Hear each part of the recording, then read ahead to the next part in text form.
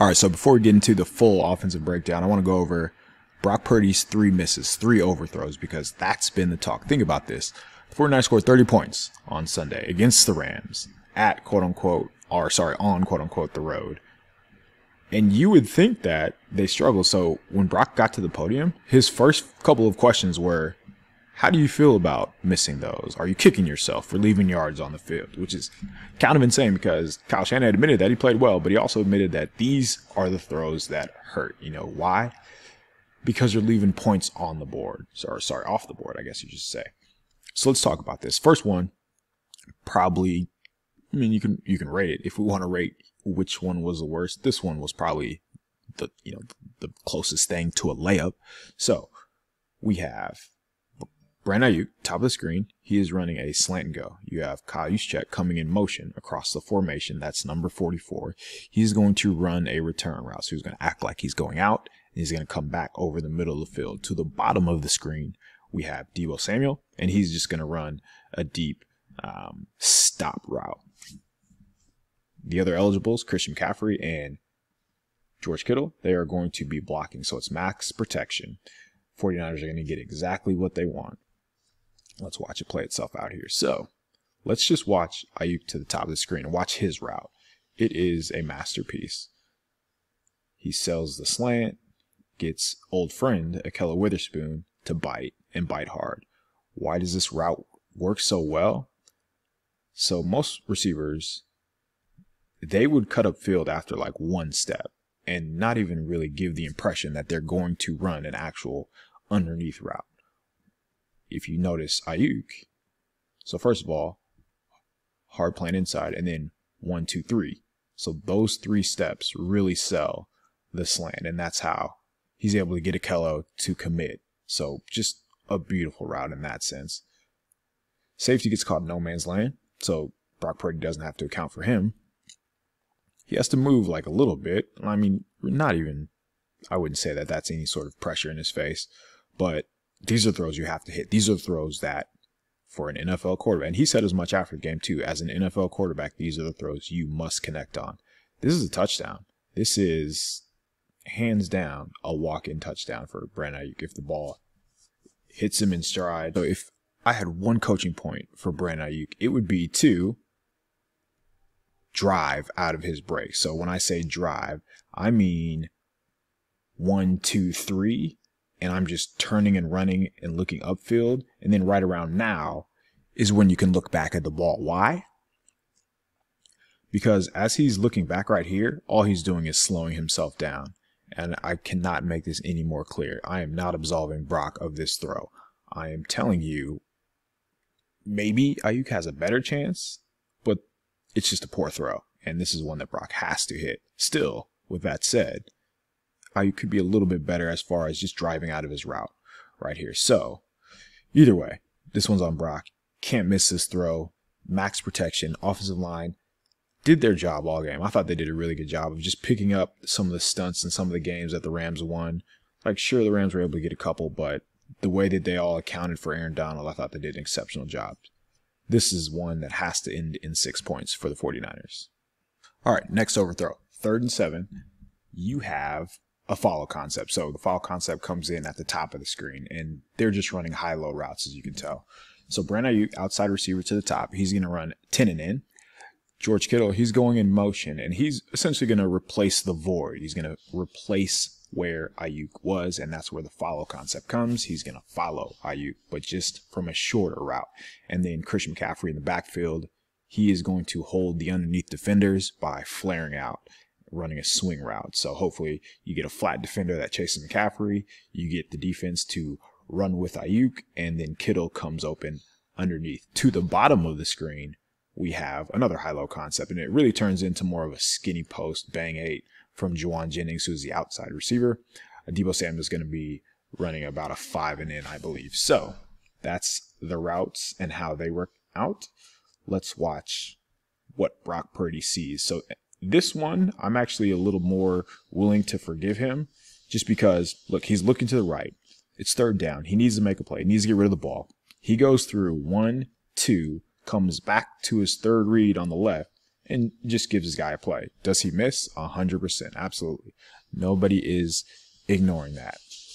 But how about let's just watch the play itself out. So, as you can see, he's looking right. He doesn't really give Kittle a chance, but I think when you're playing quarterback, you see the opposite color jersey, you don't think it's there. So he's coming back right away to Jennings, and he just airmails it. So we just watch it play itself out again.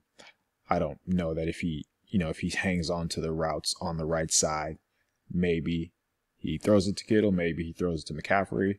And in the offensive breakdown, we'll show a play where they actually clear out McCaffrey, and it works out really nicely. But yeah, he just misses. And the reason the ball is on this side of the hash, in my opinion, is Brock's trying to protect Juwan from this incoming safety right here. That way he doesn't get hit, doesn't get blown up, not a hospital ball. That's a miss. Either way, any way you slice it, like I'm giving you the reasoning and the thought process of where the ball is going, but it's still a miss. And it's third down, and now the 49ers are forced to punt. And this was early in the game, early enough, where they're trading scores still, and the 49ers defense was struggling to get off. So definitely didn't want to give the Rams the ball back at this time. Look at the offensive line, who honestly they did a really nice job. I mentioned being accountable for where Aaron Donald was. Watch Spencer Burford right here. He does a good job of just finding work, right? So I don't have anybody. Where's number 99? Let me go get him. The Rams were intent on getting Donald on Colt McKivitz. It didn't work. But we're talking about Brock here, and this is a miss. Number 2.